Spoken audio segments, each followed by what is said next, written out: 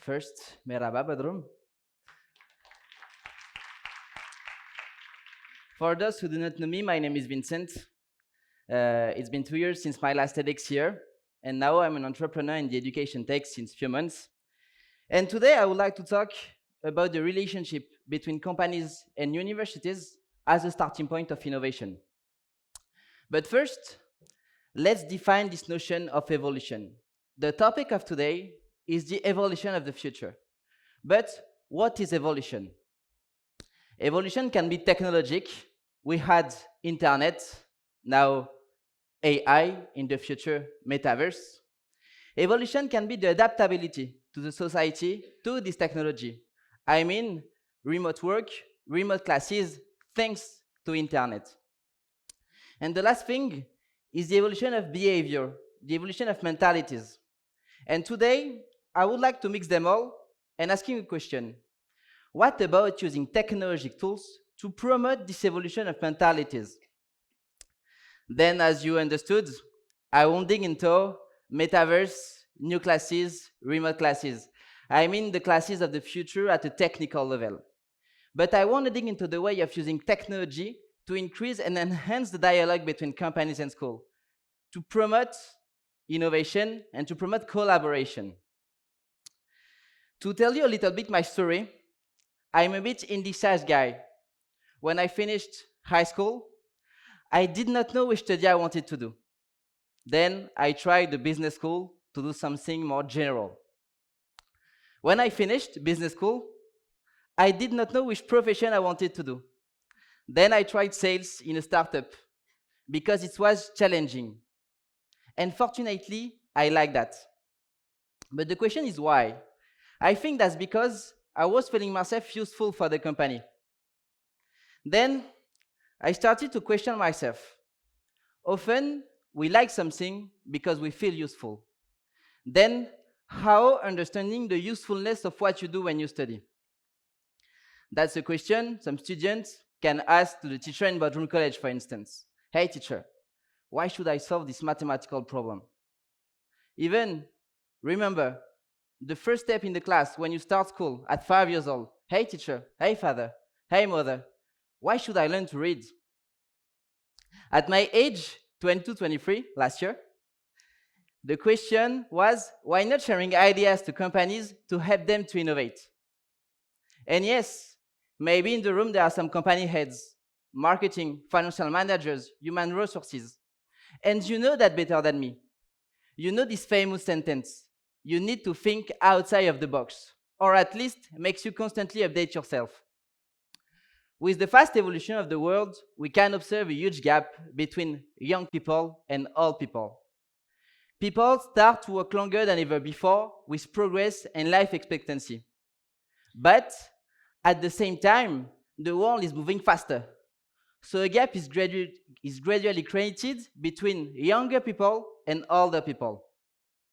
Marketing strategy, digital strategy, website design, the new kind of communication, public finances, the way of working is constantly evolving too.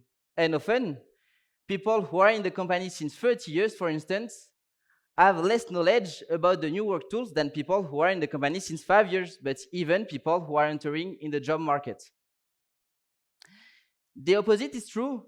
As a student, we should work more on real business cases for companies, because even if we do some very interesting role-playing, we know it is all fiction. So to manage stress and emotion more generally, it is different.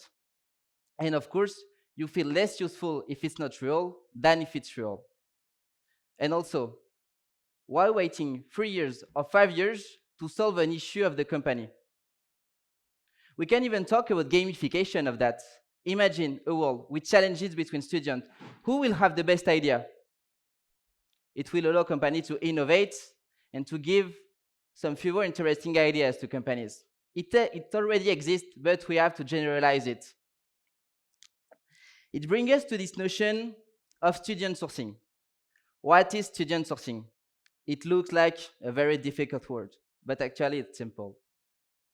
It's a mix between students, and crowdsourcing. Crowdsourcing is a form of outsourcing or even collaboration with individuals outside of the company.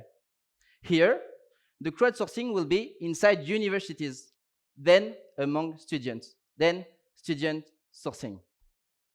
For a company, it will bring diversity, young mind, and an external and young point of view. As a student, it's often one of the first steps in the professional world, of course, and it makes you reflecting differently about a real case study. Because doing a challenges with companies is not only bringing ideas to the companies, it is the process you think about to bring ideas to the companies. What tasks are you doing? Phone calls, marketing research, marketing strategy, that makes you up to date of what the company are using. And it's rather cool. And you will question myself, what about technology into that? Remember, the first goal of technology at the 21st century with the social network. It was connecting people to each other. Then why not doing it with companies and universities? Using technology to connect companies and universities according to the specific master of the university and the capacities of the student is the future. Some schools are not very well known by companies, and they have fewer interesting real-life cases. But their master programs are full of sub-public competent students. The opposite is true for companies. Some medium-sized companies work on subjects that have a much greater impact, but their lack of notoriety means they are unable to attract schools. And that would be my conclusion. Connected universities and companies to make them meet is probably the huge key of the evolution of the future. But companies have to change their mentality because they have to trust the younger ones to evolve. But the student sourcing allows many benefits. It will make innovate, make you more known for a company in an increasingly competitive world. For students, it's often one of the first steps in the professional world, and it makes you more aware of what you will work about after your study. And to finish, I like this sentence of Tanya Byron, a famous British psychologist, who say that technology itself isn't transformative. That's the school and the pedagogy that is transformative. And for me, in the future, technology must help the school and the pedagogy to be transformative. Thank you.